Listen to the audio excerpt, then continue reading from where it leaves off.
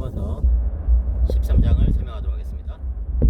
예, 금방 그 다리가 코노빙고로드라는 이 도로 위에 있는 다리였습니다. 예, 이 댐이죠. 예, 댐 위로 길을 만든 그런 곳이었습니다. 예, 굉장히 참 좋네요. 여러분들의 이런 이 하이웨이를 달리면서, 또는 이 미국의 국도인데요, 사실 하이웨이가 아니고 이 국도를 달리면서 신학 강의 제가 하고 있는데, 참 여러분들 같이 차를 타고 있으면 얼마나 좋을까요? 예. 로마서 13장은 그리스도인들의 사회생활 또는 국가생활을 다루고 있는 장입니다.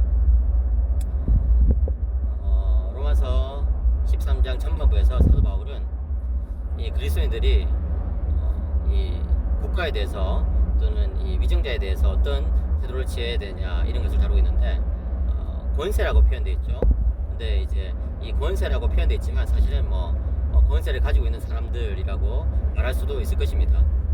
근데 여기서 우리가 한 가지 기억해야 될 것은, 로마서 13장 전반부에 이 권세자들, 위정자들에 대한 가르침이 이 사도 바울이나 또는 성경이 이 그리스도인의 국가생활 또는 사회생활에 대해서 가르치는 전부는 아니라는 거예요.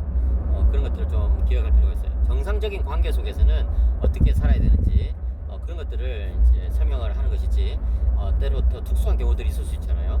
그럴 때는 또 어떻게 되는지를 제가 나중에 설명하겠습니다. 1차적으로 사도 바울이 강조하는 것은 모든 권세는 하나님께 속했다는 것입니다. 이것은 예수님께서 가르치신 것과 마찬가지의 가르침이죠. 예. 그렇기 때문에 여러분, 이 세상의 위정자들이 가지고 있는 이 권세도 역시 파생적인 권세입니다. 그래서 우리는 1차적으로는 권세자들에게 복종을 해야 되겠죠. 그렇지만 권세자들이 하나님의 뜻에 어긋나는 일을 할 때에 우리는 그에 대해서 복종해서는 안 될 것입니다. 왜냐하면 이 권세는 파생적인 권세이기 때문에 인간이 하나님으로부터 잠시 이렇게 받은 것이지, 그것은 인간이 마음대로 이렇게 남용해서는 되는 것은 아니거든요. 자, 그래서 사도 바울은 권세자들에게 복종하라고 이야기하면서 그들이 가지고 있는 그런 어떤 행정적인 또 그 권한, 그 다음에 또 이 형법적인 그런 권한들, 이런 것에 대해서 말하고 있습니다.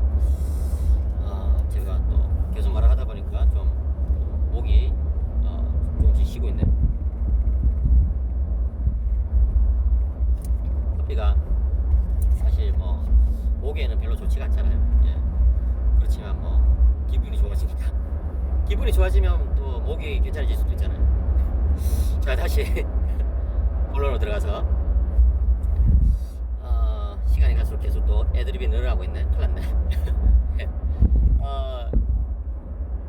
권세자들이 가지고 있는 그런 권한에 대해서 사도 바울은 이야기합니다. 그리고 나서 사도 바울은 이 세금도 제대로 내야 된다, 이렇게 이야기를 하고 있어요. 물론 이제 세금에 대해서 언급한 것은 그 당시 역사적 맥락과 좀 관련이 된다고 볼 수 있는데, 이 로마의 그리스도인들이 생각했을 때 자기들이 내는 이 세금을 가지고 위정자들이 그것을 정말 예를 들어서 신전을 짓는데 만든다든지 사용한다든지, 또 이렇게 굉장히 자기들이 어떤 부정적으로 이렇게 재물을 축제하는 그런 데 쓴다든지 이렇게 하는 것, 또는 그걸 가지고 아주 잔혹한 어떤 전쟁이라든지 이런 것들을 하는데, 이제 그런 이 세금을 쓴다고 했을 때 그리스도인들로서는 내가 여전히 세금을 내야 되냐, 이런 어떤 고민이 될 수가 있겠지만, 사도 바울은 그럼에도 불구하고 정상적으로 그냥 국가가 어느 정도 운영되고 있을 때는 그냥 세금을 내라고 이야기하고 있어요. 네. 어떻게 보면 좀 이해가 안 될 수도 있는데, 그렇지만 한 가지 기억해야 될 것은, 이 국가의 권세자들이 이 국가를 운영해 나가는 것이 성경의 어떤 기준에 따라서 보자면은 100% 이렇게 옳을 수는 없죠. 그렇지만 어느 정도 기능을 하고 있을 때 우리는 그것을 인정해 줘야 된다는 것을 우리는 알 수 있어요. 근데 그와 더불어서 또 성경의 다른 부분의 가르침을 제가 좀 더 설명을 하겠습니다. 아까 약속드린 것처럼, 예를 들어서 이 권세자들이 우상숭배를 명령하면 어떻게 해야 될까요?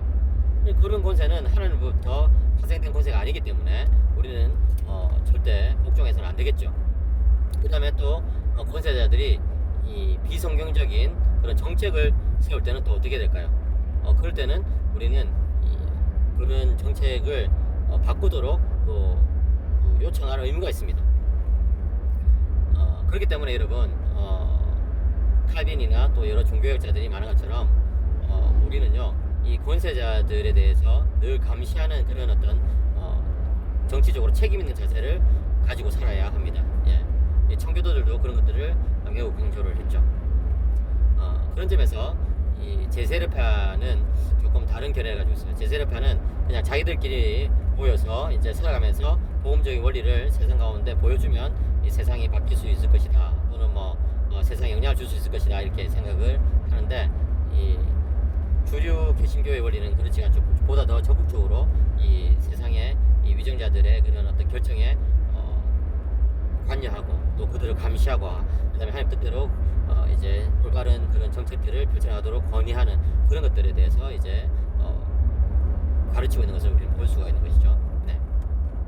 그리고 이제 로마서 13장 후반부에는 또 다른 가르침이 나오는데 그것을 좀 이따가 말씀드리도록 하겠습니다.